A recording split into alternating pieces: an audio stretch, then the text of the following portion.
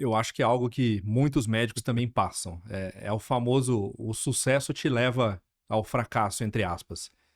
Quando você começa a fazer uma medicina bem feita, isso em qualquer área, em qualquer trabalho, mas no meu caso específico, você começa a fazer um trabalho bem feito, começa a ter resultado, começa a ter nome, pacientes te procurando, chega uma hora que a sua agenda fica tão ocupada e tão cheia que você não tem tempo para mais nada, você não tem tempo para família, você não tem tempo para lazer, você não tem tempo para divertir. Eu não tinha férias, final de semana, feriado, quase 10 anos seguidos sem conseguir, porque era eu sozinho tocando a clínica. E chegou um momento que essa virada de chave tem que acontecer.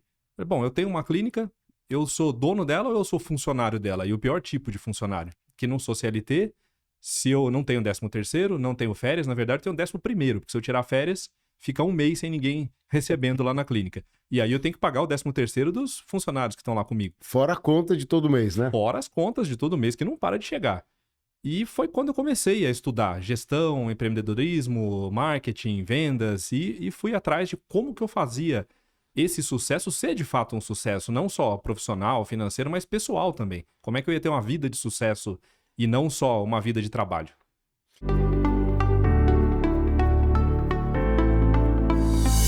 Sejam todos muito bem-vindos para mais um episódio do Deal Making Podcast. Aqui eu trago semanalmente uma grande figura do ambiente do empreendedorismo, sempre compartilhando conhecimento aplicado na vida prática, que com certeza pode ser útil para todos que pretendem empreender e fazer grandes mudanças na própria vida. Hoje, eu tenho certeza que tem um público que vai adorar a conversa que a gente vai ter. O público dos médicos, aqueles médicos que pretendem, que sonham um dia em empreender, serem mais do que grandes profissionais da área da saúde, mas também empresários e empreendedores. E para isso eu trago alguém que tem um grande testemunho para dar, além de ser uma grande figura, um grande amigo meu, com quem com quem eu interajo no ambiente de negócios, construindo negócios e que vai poder traçar um plano de rota que pode ser seguido por vários de vocês médicos para agregar ao seu rol de atividades também o empreendedorismo. Eu trago aqui o Fernando Prado Ferreira, meu grande amigo, meu sócio, que tem uma trajetória brilhante partindo da clínica para o empreendedorismo, multifocal em várias frentes no mundo da saúde. Fernando, seja muito bem-vindo. O Fernando é sócio da Neovita, vai contar um pouquinho aqui da atuação dele e a gente vai ter um longo papo hoje aqui, explorando vários dos temas do empreendedorismo. Bem-vindo, meu amigo. Obrigado, Edu. Obrigado pelo convite. É um prazer estar aqui falando com você, com a sua audiência. E realmente esses temas são temas interessantes, não só para quem é da área médica, mas tenho certeza que quem é médico e trabalha na área médica vai se interessar muito, porque é uma dor que muitos colegas passam ao longo da carreira, que é como sair só da clínica sem sair dela, conseguir empreender, conseguir fazer o seu negócio, ser um negócio que dê prazer, que dê liberdade, que eu acho que esse é o grande problema que o médico não tem hoje, a liberdade. E o empreendedorismo é uma dessas respostas. Olha, super legal. E nós nos conhecemos num ambiente de negócios por meio de um programa de MBA em empreendedorismo, onde nós dois cursamos. Eu ainda tive a grata oportunidade de mentorar vários dos alunos, entre eles você.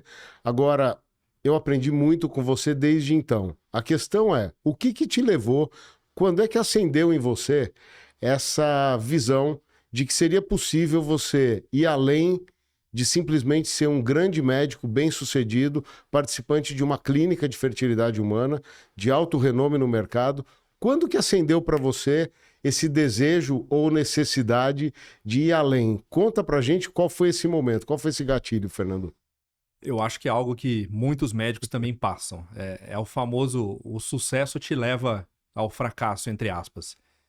Quando você começa a fazer uma medicina bem feita, isso em qualquer área, em qualquer trabalho, mas no meu caso específico, você começa a fazer um trabalho bem feito, começa a ter resultado, começa a ter nome, pacientes te procurando, chega uma hora que a sua agenda fica tão ocupada e tão cheia que você não tem tempo para mais nada, você não tem tempo para família, você não tem tempo para lazer, você não tem tempo para divertir. Eu não tinha férias, final de semana, feriado, quase 10 anos seguidos sem conseguir, porque era eu sozinho tocando a clínica. E chegou um momento que essa virada de chave tem que acontecer. Falei, bom, eu tenho uma clínica, eu sou dono dela ou eu sou funcionário dela? E o pior tipo de funcionário, que não sou CLT, se eu não tenho 13º, não tenho férias, na verdade eu tenho 11º, porque se eu tirar férias, fica um mês sem ninguém recebendo lá na clínica. E aí eu tenho que pagar o 13º dos funcionários que estão lá comigo. Fora a conta de todo mês, né? Fora as contas de todo mês que não para de chegar. E foi quando eu comecei a estudar gestão, empreendedorismo, marketing, vendas e fui atrás de como que eu fazia esse sucesso ser de fato um sucesso, não só profissional, financeiro, mas pessoal também. Como é que eu ia ter uma vida de sucesso e não só uma vida de trabalho? Então, e aí nesse momento, quando abrem-se aí as possibilidades, é interessante porque em várias matérias, né, em vários setores, o profissional ele acaba lendo, ele acaba descobrindo possibilidades, mas parece uma utopia, porque o ambiente de empreendedorismo é um ambiente tão diferente do ambiente que o médico está acostumado a conviver, que imagino que deva ter havido naquela ocasião aquele gap de falar, bom, tudo bem, eu sei que eu preciso fazer alguma coisa, mas por onde eu começo, onde eu vou, com quem eu converso, como é que foi esse ponto para você, dessa virada de chave de falar, eu preciso ir para algum lugar? Quando que isso aconteceu? Como é que foi? Foi meio por acaso até, seguindo algumas pessoas nas redes sociais, inclusive o Álvaro, o dono, sócio fundador da Link. Eu já seguia o Álvaro por outros motivos, gostava muito das publicações dele. Foi quando ele lançou a proposta do MBA em empreendedorismo. Eu falei, pô, tá aí, eu acho que é uma pessoa que eu conheço, que eu admiro o trabalho dele.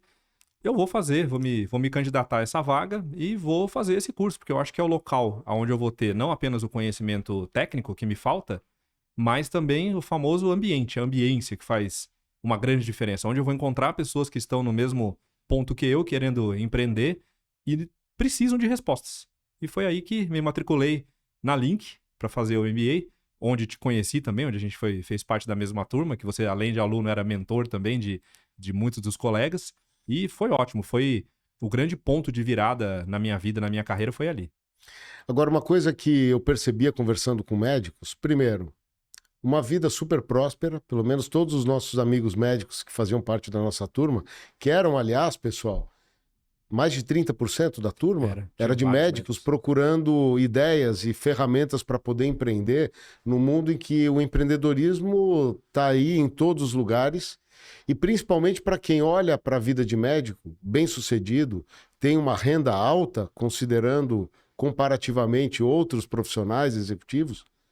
Só que ali é aquele fluxo de caixa, que a hora que o médico poderá um dia ter aí um descompasso, ou por uma doença, ou por uma questão particular, parou. Como é que isso funcionaria? Então, os médicos lá em busca de ideias de poder empreender com alguma coisa diferente só do seu ofício principal, lotando a agenda e aumentando o preço da consulta. Ali estava lá o Fernando, naquele ambiente, fazendo lá o programa de MBA de empreendedorismo, mas assim, já cheio de ideias. Porque naquela ocasião você já tinha empreendido o laboratório de congelamento de óvulos. Já. Como é que era aquilo? Conta ali. Voltando um pouquinho aí na história para chegar nesse ponto.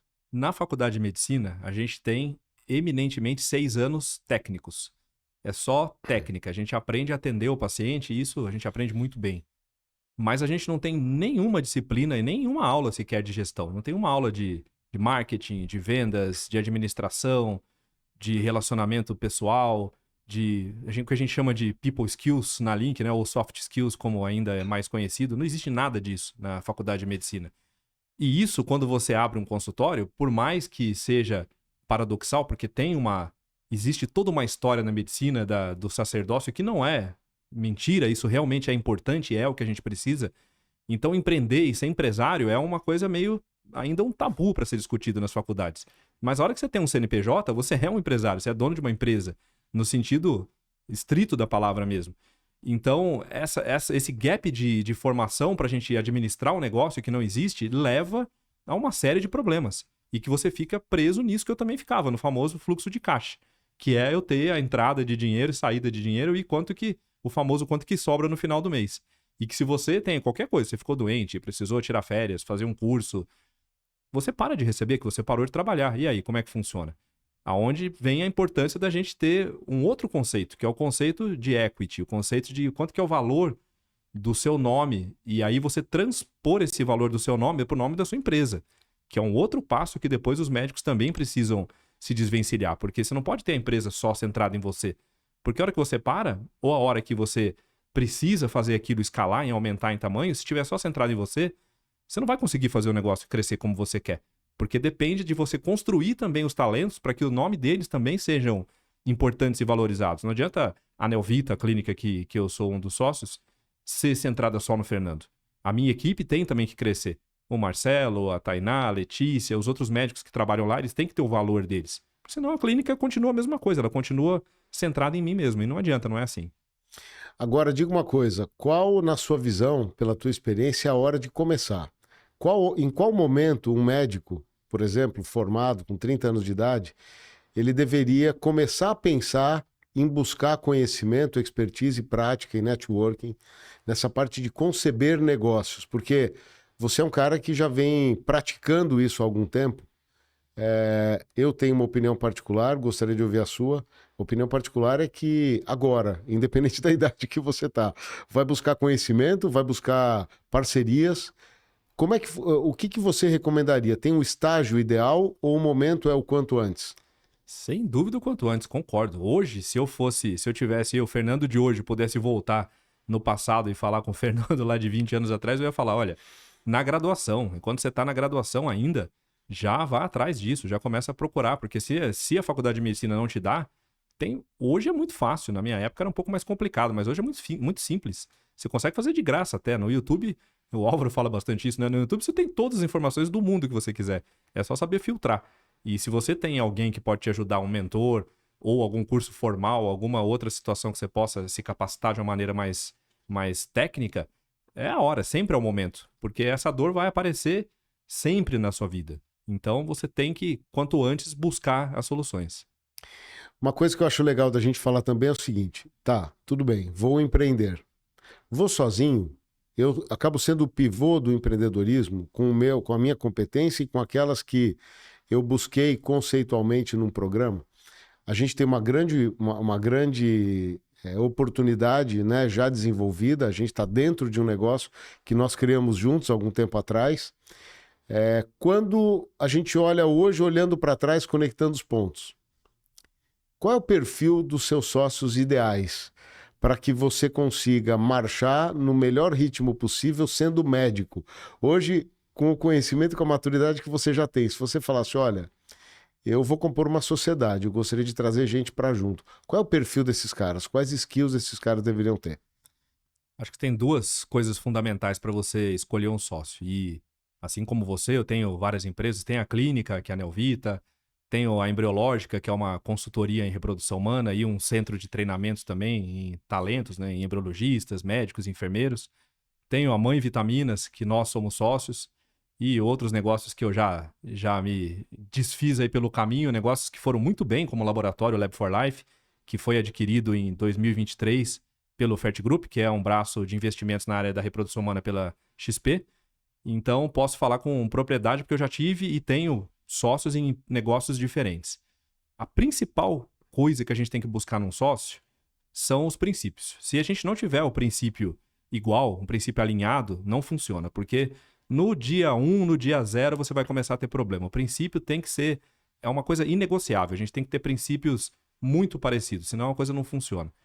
E o segundo, que é o que vai fazer uma diferença no negócio também, são os famosos skills, né? A gente tem que se complementar, tem que ter skills complementares, porque senão pode até agregar, mas não agrega tanto. Se a pessoa faz a mesma coisa que você, a empresa não vai ter um grande benefício com aquele sócio. Ele tem que trazer alguma coisa que eu não tenho.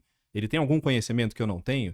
Ele tem uma rede de relacionamentos que eu não tenho. Ele tem um capital que eu estou precisando para investir, para fazer o negócio crescer. Na área médica especificamente, a gente tem os mesmos conhecimentos médicos, mas ele tem uma carteira de clientes que eu não tenho, então a gente agrega essa carteira de clientes e amplia o negócio.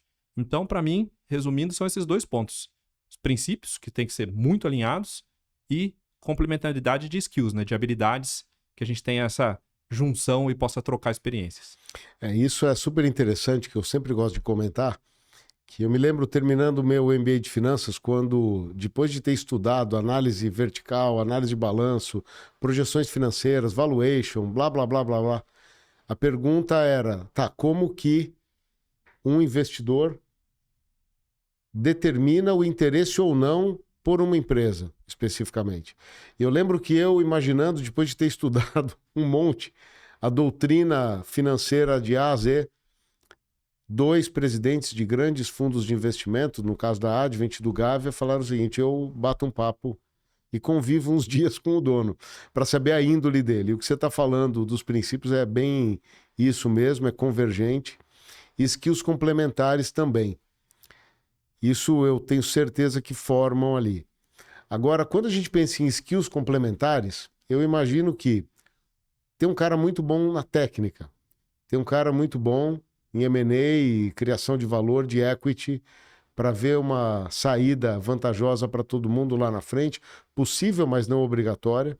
Agora, alguém de marketing muito bom, também normalmente é desejável. E uma coisa que eu queria te perguntar, mesmo com a composição de virtudes entre os sócios, eu vejo você que tem se disciplinado e se dedicado pra caramba a entender pelo menos o básico das virtudes dos sócios para poder se comunicar. Trazer um sócio elimina a necessidade de você ter que estudar aquilo que o sócio sabe e ele aporta? Ou você acha que você se preparar minimamente para isso é uma demanda para quem está compondo sociedades? Fundamental. Você tá numa oportunidade de trazer alguém que domina algo que você não tem e você não vai aproveitar no bom sentido aquilo, então a gente pode falar aqui do Mãe Vitaminas diretamente. Tem você, especialista em M&A, especialista em mercado financeiro, que traz uma expertise para o negócio e eu não vou conversar com você e um pouco desse conhecimento, nem que seja por osmose eu captar também. O Marcos Vinícius, nosso sócio também, investidor, advogado de sucesso, uma rede de relacionamentos muito grande. A gente também não vai trocar experiências com ele de como é que foram esses outros negócios que ele investiu, o que ele viu de bom, o que ele viu de ruim, como é que essa rede de relacionamentos pode ajudar a gente em trazer contatos, em abrir portas, ou trazer soluções que a gente precisa. E é muito isso. Às vezes você tem uma conversa de alguns minutos com uma pessoa que tem muita experiência na sua frente, 15 minutos, a pessoa te resolve 2, 3 anos de problema que você ia ter. E isso muda completamente o jogo, muda muito a história toda. O que eu venho colocando aqui para todo mundo que nos assiste é que essa faceta do deal making, a formação do deal maker, o deal maker ele tem que conhecer um pouco de tudo, pelo menos para saber entabular uma conversa e avaliar até o potencial da virtude que alguém vai trazer para dentro do negócio. Seja um sócio, seja um prestador de serviços. E a gente tem experimentado isso na pele e aprendido, às vezes, com a teoria antecipada, mas muitas vezes na prática. E a prática é sempre, a experiência é sempre, muitas vezes, dolorosa, mas eu acho interessante a gente compartilhar com a audiência como é importante também você ter o conhecimento, ter o networking, mas ir para fazer, para poder tirar do fazer o aprendizado. A gente, quando pensa na Mãe Vitaminas, a gente caminhou até agora um momento ótimo, onde a gente vai dar um salto qualitativo e de impacto muito grande, fruto de um aprendizado conjunto, onde, como você mesmo está dizendo, você hoje já fala de equity, eu consigo falar de fertilidade humana, apesar de ser um cara que venho de uma rota passando pelo lado empresarial e o lado mais financeiro da coisa, mas essa troca é boa mesmo. Agora, um ponto que eu destaco muito na nossa relação é o respeito. Isso dentro de uma organização é pauta fundamental para a gente conseguir construir alguma coisa, não é, Fernando? Com certeza. É aquilo que a gente estava falando de princípios, né? A gente tem a liberdade e tem que ser assim, de falar o que a gente realmente está pensando. Isso facilita demais. Em vez de você ficar ali, não, mas se eu falar isso para a pessoa achar aquilo, é um tipo de um jogo que não vale a pena em nada, em nenhum tipo de relação. Relação pessoal, relação afetiva, relação com pais, com amigos, com o cônjuge. E entre sócios, sociedade é um casamento, né? Um casamento com alguns problemas a mais que um casamento e algumas coisas que o casamento tem que a sociedade não tem, né? E então é importante isso, é importante a gente ter essa troca e essa liberdade, essa transparência para poder fazer o negócio funcionar. Senão realmente não dá certo. Agora, pensando aqui em médicos bem-sucedidos, como você sempre foi, e que gostariam de dar um primeiro passo agora, né? Ele fala assim, bom, tudo bem, acordei, eu percebi que hoje o que eu tenho é uma empresa geradora de caixa, mas que não tem um equity sendo construído junto com o caixa. E eu preciso fazer isso. Eu, como médico, preciso me posicionar, criar uma marca onde eu tô dentro, eu posso ser a figura de proa ou arrimo, mas eu quero criar um negócio em cima de mim mesmo no começo, para depois dar a oportunidade de outros profissionais estarem aqui debaixo de um empreendedorismo que eu tô criando. Qual seria o primeiro passo que você recomendaria para um médico que pretende ir por esse caminho, traçar essa jornada? O caminho mais fácil é você, vou fazer uma analogia aqui, é você pegar a Imigrantes e pagar o pedágio. Se você quer passar um final de semana na praia, você quer ir para o Guarujá, não tem jeito, não tem como, você tem que pagar um pedágio. E qual que é pagar esse pedágio? É trazer um mentor. É trazer um mentor. O que isso acelera a sua vida, o que acelera? E são investimentos que dependem do tamanho e do momento que você está. Existem diversos tipos de mentores. Mais ou menos de uns pouco mais de 10 anos para cá que eu comecei a pensar em empreender, foi assim, foi contratando mentores que estavam ao meu alcance.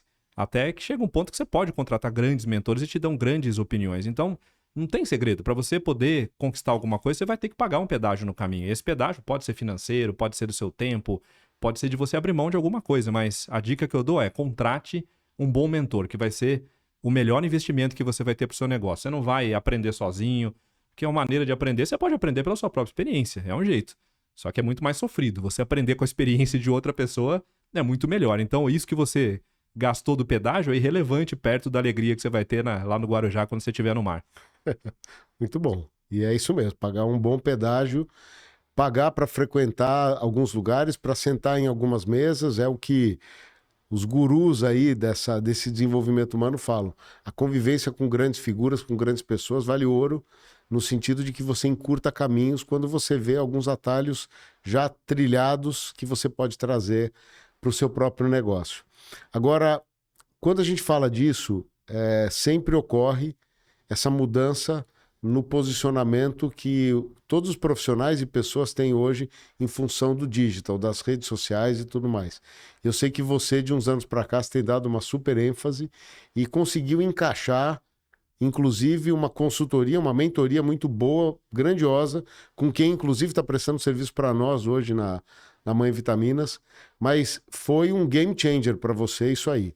Como é que é para um médico que é um cara que tem um perfil normalmente muito acadêmico, como um financeiro, como eu também que nunca teve essa desenvoltura de sentar numa mesa, bater um papo, muitas vezes quase que de improviso, como a gente está fazendo aqui, que não tem uma pauta preparada, é uma conversa de amigos aqui, de parceiros de negócios. Como é que é para um médico ir para o digital? Como é que ele deveria começar? Porque a questão é, grava um vídeo, coloca lá. Mas aí ele fala, puxa, mas e a minha reputação? Eu atendo pacientes de alto valor, eu pertenço a grupos, eu participo de congressos. Vai ser um videozinho que eu vou gravar aqui. Tem um preparo? Por onde você começa para ir para o digital? Essa é uma pergunta bem legal, porque tem muito estigma também nisso, e em algumas áreas, como a medicina ou direito também a gente tem isso. As regulamentações do marketing médico, elas são importantes, elas existem, e tem muito tabu também, tem muita coisa que a gente tem que mudar os conceitos, a famosa troca de mindset, que é outro jargão que a gente usa, mas que ele é real nesse ponto. Porque eu não sou nem tão velho, mas nem tão jovem, sou uma geração de médicos intermediária que não tinha redes sociais quando a gente se formou, e elas surgiram ao longo da minha carreira. Quase ontem, né? Porque Quase a gente viveu muito mais tempo sem do que com. Exatamente. E aí, a hora que você começa a ver, você torce o nariz, você olha, puxa, mas o que é isso, né? O pessoal fazendo dancinha, os meus colegas ali falando de um jeito que eu não acho que seria legal, perde um pouco aquela coisa da medicina. E sim, claro, existem exageros, mas chega uma hora que eu parei pra pensar. Eu falei, bom, não tem jeito, demorou, eu demorei muito. Eu tinha um Instagram meu que era pessoal, não publicava nada da minha vida profissional. Tinha pouquíssimas publicações, tinha quase nada. Mas chegou uma hora que eu falei, tá bom, se é o famoso, se você não pode vencê-los, junte-se a eles, então eu vou entrar. Mas eu vou entrar fazendo um conteúdo técnico. Eu vou entrar trazendo conhecimento, trazendo informações que são valiosas para os pacientes. Claro, vai continuar tendo ali o meu grupo de amigos que seguem a minha vida pessoal, porque isso é importante, afinal, redes sociais no início surgiram para isso. Mas não tem como você estar fora. E é sempre isso, né? Nossa, eu olhar os primeiros vídeos meus no YouTube, se eu pegar lá de 2018, 2016, até um pouquinho antes, eu falo, nossa, que vídeo horrível, né? Que como eu falava mal, que produção mal feita. O negócio é começar, uma hora você vai ter que começar. Começa a fazer, os primeiros vão ficar horríveis, depois do 11º, 12º. A gente não tem curva de aprendizado em qualquer coisa que a gente faz? Tem também curva de aprendizado em rede social. E de novo, né? Mentores vão te ajudar muito a acelerar esse caminho. Fala desse jeito, fala daquele, contratam um bom profissional para gravar para você as imagens, pega alguém para fazer edição. Tem tudo isso, né? Como é que você fala, o storytelling, que a gente tem um colega, né? O Bruno Mano, que é... Aliás, o Bruno já veio aqui, né? Não, ainda não. Tá para vir. Virou, Bruno. Tá em Nova York. Que você tá assistindo, você tem que vir aqui. Então, tem tudo isso que a gente tem que colocar na história, mas não dá para nenhum profissional que está aberto ao mercado hoje, seja médico, seja advogado, investidor, qualquer profissional que tenha contato com o público, tem que ter presença em rede social. É impossível trabalhar hoje sem isso. Agora, quando existe um movimento competente, consistente de ida ao mercado digital, né, por meio de uma estratégia, posicionamento e tudo mais, tem que ter uma contrapartida de preparo da própria empresa para receber o resultado desses contatos todos, né? Então, ele requer um emprego de tempo e de dinheiro na ida, e ele requer também um emprego de tempo, dinheiro e pessoas na volta, que é para fazer jus aí a esse movimento, essa procura que o movimento no digital promove. Pergunta para você. Pela tua experiência, eu já sei a resposta, mas é bom eu queria que você fosse contundente explicando como, até dando, enfim, referências aí. A ida para o mercado via digital é um gasto ou é um investimento, na tua visão? Não tenho nem dúvida na resposta, né? Mas vamos contextualizar aqui. Quando você parte para o digital, você tem também que ter uma governança bem alinhada com isso. E não porque não ter uma governança digital também. Então, você tem uma presença no mercado digital, você tem que ter uma governança digital. E você começa com indicadores, KPIs, você tem que ter alguma maneira de avaliar aquilo que está acontecendo. Quantas pessoas viram o anúncio que a gente colocou? Quantas pessoas foram impactadas pelaquela mídia que a gente colocou no Instagram ou no Google?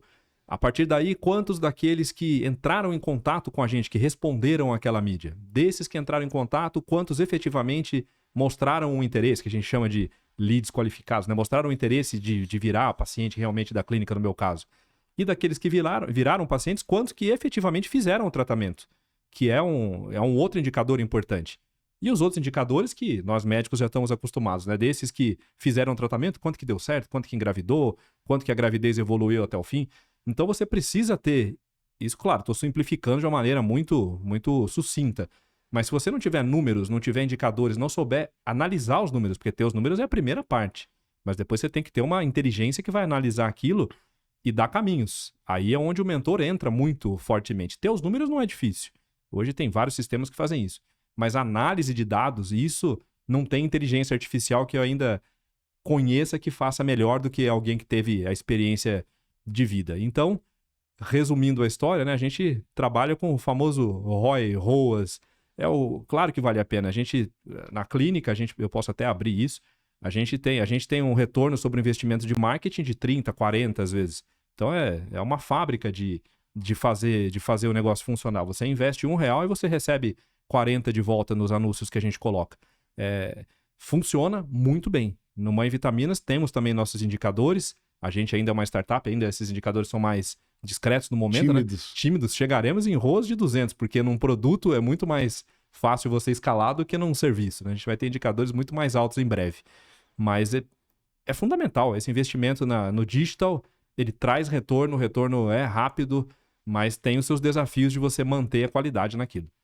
Agora, falando um pouquinho do mercado onde nós, por meio da Mãe Vitaminas, e você, por meio da tua prática clínica, né, como especialista em fertilização, em fertilidade humana, vamos falar um pouco desse mercado específico e das mudanças que o comportamento humano vem trazendo nos últimos anos para cá. Então, pelo que a gente conversa, e de novo, você já fala muito bem de M&A, eu falo alguma coisa com relação à fertilidade humana, a vida da mulher e tudo mais. A gravidez sendo postergada, gerando ali oportunidades para negócios dentro desse setor, como, por exemplo, o laboratório de congelamento de óvulos que você tinha. A gente agora entrando de uma maneira pioneira, inovadora, com esse produto, com essa super vitamina que suplementa e que dá base para a mulher conseguir engravidar em qualquer idade ou com a postergação da gravidez, ela tem um suplemento vitamínico que permite que ela tenha as melhores condições possíveis, não só para engravidar, mas para engravidar bem, para nutrir bem o embrião e a própria mulher ao longo de todo o caminho. Fala um pouco dessa mudança comportamental da vida da mulher moderna hoje, que vem sendo comentada, mas por nós vem sendo respeitada e suplementada como a gente pretende na Mãe Vitaminas. Conta aí um pouquinho. A gente continua nesse processo. Isso vem sendo cada vez mais agravado e é importante que hoje seja tão divulgado em espaços que anteriormente a gente não teria como falar disso. A gente está aqui num podcast de empreendimento, de empreendedores, de M&A, e de repente a gente está falando de fertilidade, porque é algo que a gente empreende nessa área. Então, de maneira geral, 15% da população tem infertilidade. Esse é um dado histórico da Organização Mundial de Saúde. Envolvendo homens e mulheres. Homens e mulheres. Embora tenha até um aumento hoje, eu acho que até um pouquinho mais, 18%, pode chegar talvez a 20% da população, em grande parte por causa das mudanças de estilo de vida que tanto homem quanto mulher tiveram nessas últimas décadas, principalmente as mulheres. As mulheres entraram no mercado de trabalho, elas tiveram a sua liberdade financeira, a sua liberdade profissional. Nós temos várias mulheres em posição de destaque, CEOs de grandes empresas, presidentes, administradoras, tem empresárias, empreendedoras, temos tudo que é possível a mulher atingiu e conquistou. Só que ela precisou deixar alguma coisa para trás, que foi a maternidade. Precisou fazer com que isso ficasse postergado na vida dela para que ela pudesse se capacitar, pudesse estudar, se desenvolver. E muitas vezes esse momento que ela está pronta para engravidar depois dos 35, depois dos 40 anos, que é o momento que a gente sabe que a qualidade dos óvulos já não é mais tão boa. Mas explica essa questão da qualidade dos óvulos, porque apesar da longevidade ter aumentado, tem algumas características que a mulher preserva, que a natureza preserva na mulher. A qualidade do óvulo, quando que ela atinge o pico e a partir de quando ela começa o declínio e a partir de quando já começa a gravidez a ser algo complexo de ser administrado com segurança. O pico da qualidade dos óvulos é entre 20 e 25 anos. Depois começa a cair a qualidade e a quantidade também, mas de uma maneira ainda discreta. Agora, depois dos 35 e especialmente depois dos 40 anos, tanto o número quanto a qualidade já entram em resultados críticos. A mulher ainda não entra na menopausa, ela continua produzindo hormônios, ela continua menstruando normalmente, mas a chance de engravidar e o risco, principalmente de ter síndromes, aumenta muito depois dos 40. E aí é onde entra a medicina reprodutiva que pode ajudar com isso. Os tratamentos podem resolver essa questão da gravidez com segurança, a gente consegue ter análise genética dos embriões, a gente consegue ter, em último caso, os óvulos doados, mas é um problema que a sociedade vai ter que conversar e tem outras questões ainda que a gente vai viver que impactam diretamente a economia. Para a gente poder ter reposição da população, a gente precisa ter 2,1 filhos por família.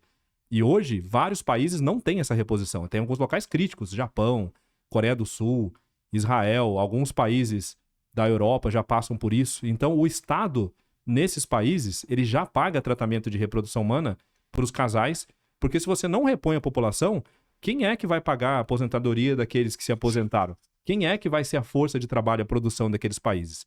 Muitos têm trazido imigrantes, têm trazido pessoas de fora para suprir essas posições, que gerou uma série de outros problemas. Então, o Brasil não está longe de acontecer da nossa taxa de reposição não ser mais a ideal.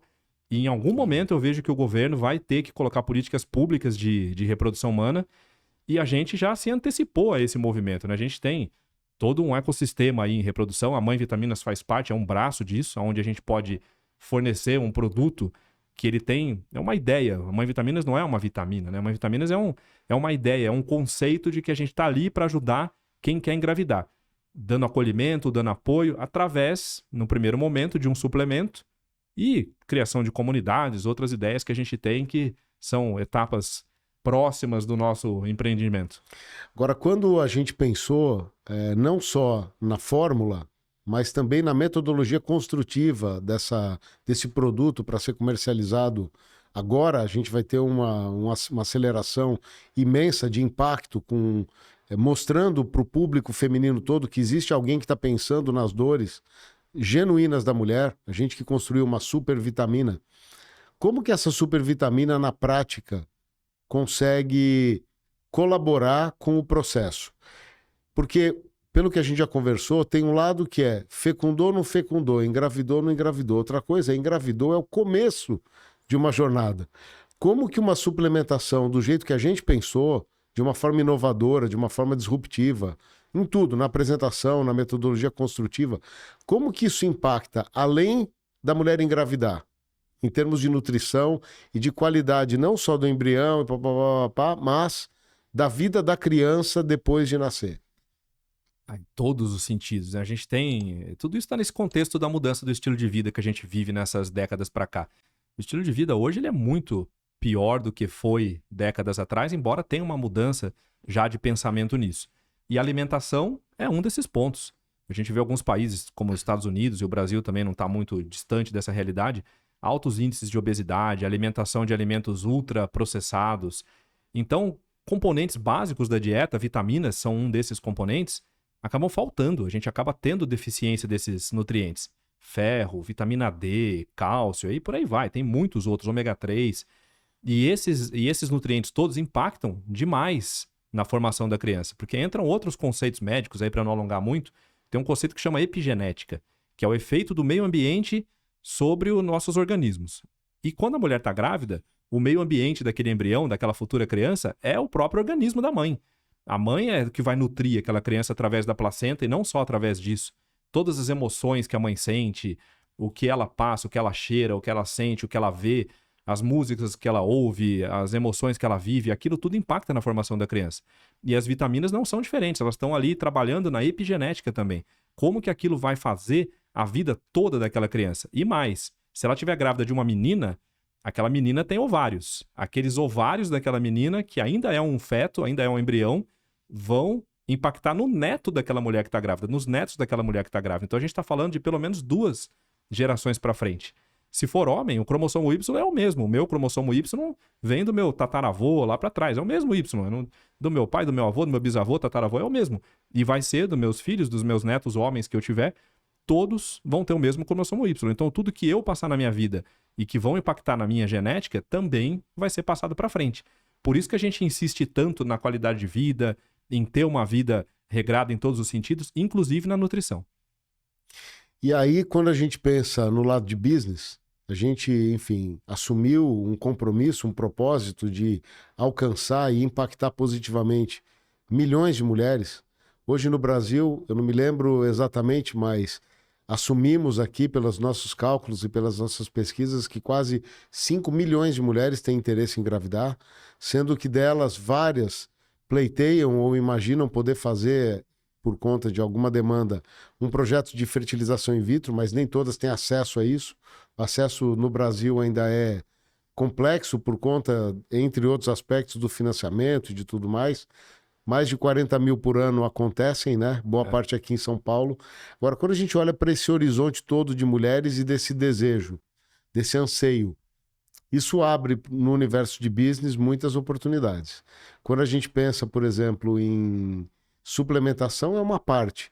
Que outros business você olha que estão se formando agora e que podem ser derivados dessa mudança de comportamento de lifestyle das mulheres que você falaria, olha, daqui a pouco vocês vão ver, pessoal, a audiência, em primeira mão do Deal Making, vocês vão ver acontecendo isso. Qual que é a tua futurologia para esse mercado aí? Conta aí. Tem tanta coisa, tantos negócios que podem derivar desse problema que é a fertilidade, que a gente nem consegue quantificar ainda aonde pode chegar. Mas alguns eu posso adiantar. A gente sabe que o Brasil tem um problema de financiamento, ainda é um tratamento inacessível por questão de custos para boa parte da população, mas a gente sabe que é um mercado que pode aumentar de 5 a 10 vezes nos próximos 10 anos. Então, tem um potencial de crescimento enorme, e isso se eu estiver falando só dos tratamentos de reprodução humana. A gente faz hoje no Brasil mais ou menos 40, 50 mil ciclos de fertilização in vitro, poderia ser 5 a 10 vezes maior do que isso. Mas o que está em volta disso tudo? A gente tem não só as clínicas, a gente tem questão de recursos humanos. Porque quem é que vai atender esses pacientes? Formar um médico especialista em reprodução humana não é da noite para o dia, é difícil. Embriologistas, é difícil também. Enfermeiras especializadas, é uma coisa que tem uma deficiência de mercado de recursos humanos para isso. Educação já é uma oportunidade. Então. Já é uma oportunidade. E aí a gente tem uma empresa nisso que é a Embriológica que faz educação para isso. É uma parte desse ecossistema. Suplementos. A gente está lá com a Mãe Vitaminas. Todos os pacientes, homens, mulheres, todos que nos procuram, eles vão precisar adequar a dieta para isso, por tudo que a gente já conversou aqui. Então, a Mãe Vitaminas também é parte desse ecossistema. Se a gente for olhar formação de grupos econômicos, que a gente já vê, eu fiz parte disso, vendi o laboratório para o Fert Group, para a XP, existem grupos econômicos se formando, porque é natural, um mercado que ainda ele é muito incipiente, ainda está muito fragmentado e comandado só por médicos que não têm especialidade em administração e em gestão, mais cedo ou mais tarde ia acontecer. E a gente vê também, nos próximos anos e talvez rápido, chegada de grupos estrangeiros aqui. Por enquanto, a gente tem um grupo internacional, mas a gente vai ver a chegada muito em breve, até porque a legislação permite, e a gente tem a questão do câmbio, né? O real tem essa desvalorização para o câmbio, então é muito promissor e é muito interessante para mercados, para investidores estrangeiros terem negócios aqui no Brasil. E por aí vai, a criação de comunidades é outro que a gente vem trabalhando, porque reprodução humana é uma coisa que ainda é um mito, ainda é um tabu, as pessoas têm muito receio, muito medo de se abrir, de comentar, porque é uma questão muito pessoal. E quando você está dentro de um grupo, dentro de uma comunidade, e você encontra pares, pessoas que falam sobre aquele assunto de uma maneira muito desinibida e muito aberta, você sente aquele acolhimento. Então, trabalhar com grupos e criação de comunidades é algo também que a gente não consegue quantificar como isso pode ser grande, quanto isso pode trazer de negócios e de consumo e de padrões de comportamento dessas pessoas todas que vão consumir isso. E estando aqui no Brasil, a gente acaba tendo acesso, por intermédio de médicos do seu calibre, da sua envergadura, às mais modernas tecnologias que a ciência vem trazendo e desenvolvendo ao redor do mundo. Eu acompanho você, por ser teu amigo, teu sócio, você está sempre viajando, ora está nos Estados Unidos, ora na Europa, buscando sempre inovações, e o Fertilidela acabou sendo resultado de uma jornada sua em busca da excelência ali. Hoje tem realmente essa conexão do que é desenvolvido lá fora, já está disponível aqui. Tem coisa que lá fora ainda é muito melhor do que aqui. Tem espaço para trazer coisas e tecnologias para cá. Ou realmente esse setor ele já é worldwide, as descobertas são feitas de lá para cá, vão daqui para lá. Como é que é o contato com o ambiente internacional? Esse é uma questão legal, é quase que em tempo real que as coisas acontecem simultaneamente. E é um motivo de orgulho para a gente. A medicina brasileira ela é muito desenvolvida, não só na reprodução humana, em vários setores. A nossa questão aqui é financiamento, é isso que eu acho que é o grande ponto que falta para a gente. Então é muito legal estar aqui nesse podcast justamente para isso. A gente sabe dessas histórias, a gente vive no dia a dia, tem tanto investidor que procura, tem aqui um capital para investir, mas eu não sei aonde eu coloco. A área de saúde e reprodução humana é um local que você pode colocar que dá bom. As tecnologias todas, inteligência artificial, que é algo que hoje é o que se discute muito nos congressos que eu fui recentes, agora na França a gente teve um congresso da Sociedade Europeia de Reprodução Humana. Inteligência artificial já nos últimos anos é algo que se discute muito abertamente. E aqui no Brasil a gente desenvolve também inteligência artificial para a reprodução humana.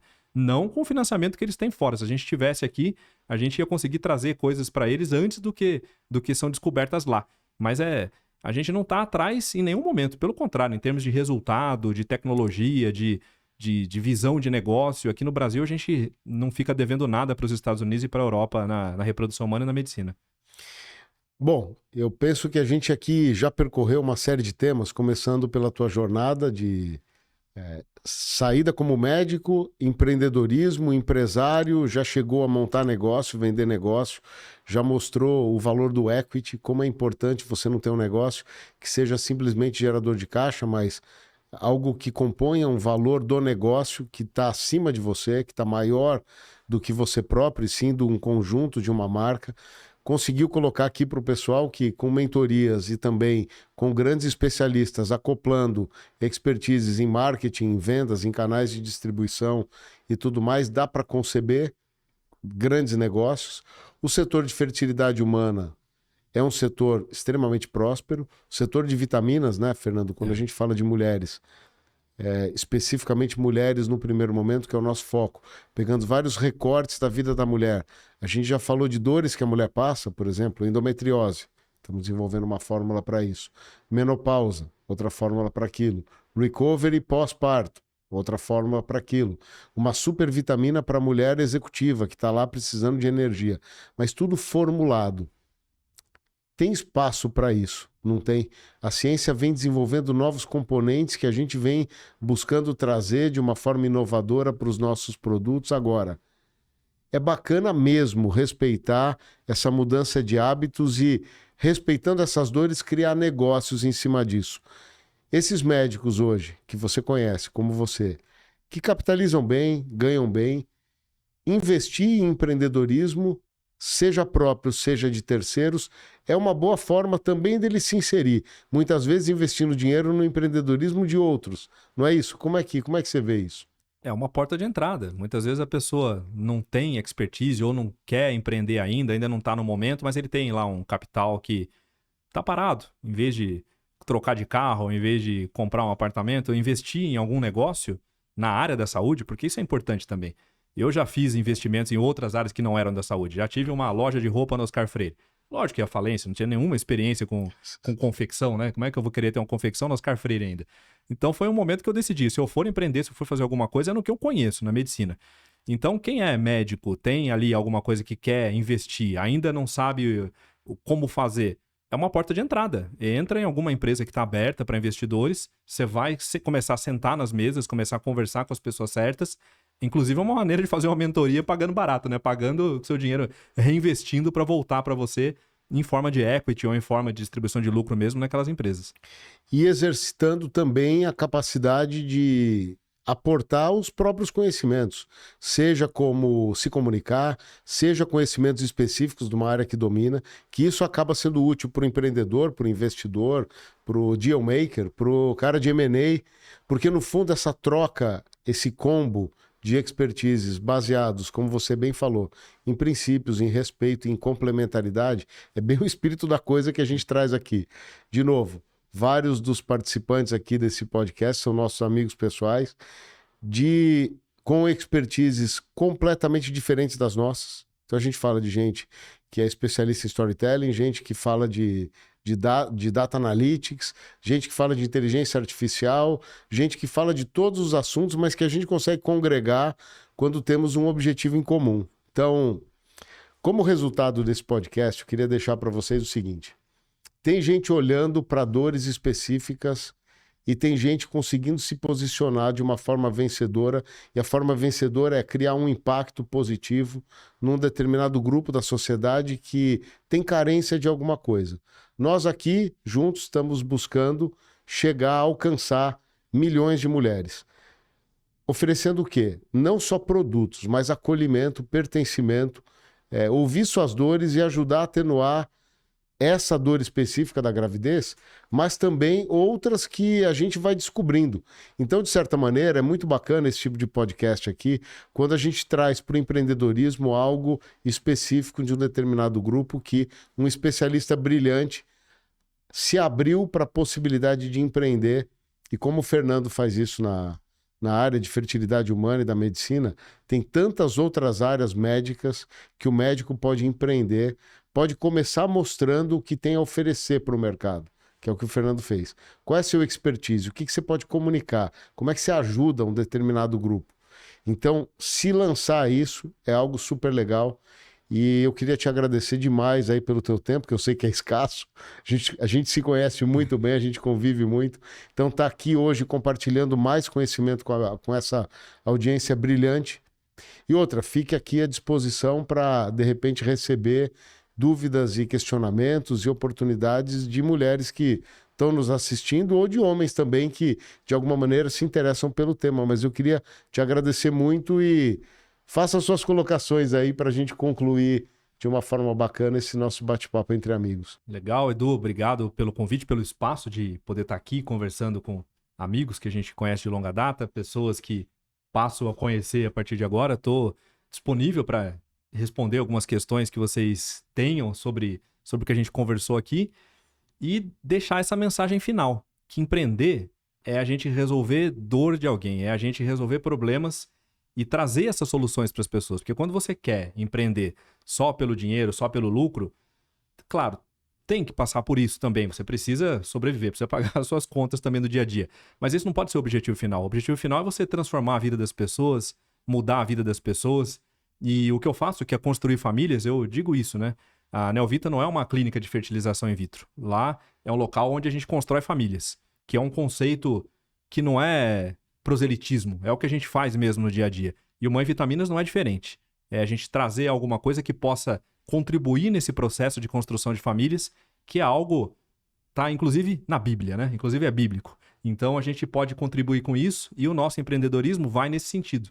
Como que eu melhoro a vida das pessoas? O que vier em volta disso, o que vier de resultado disso, pra gente literalmente é um lucro de alegria, de felicidade, não só financeiro. Muito obrigado. Valeu, Edu. Obrigado. Estamos juntos, então muito obrigado pela audiência. Espero que a gente tenha levado para vocês aí esperança, mostrar que é possível, mostrar um profissional brilhante que conseguiu se abrir para grandes possibilidades.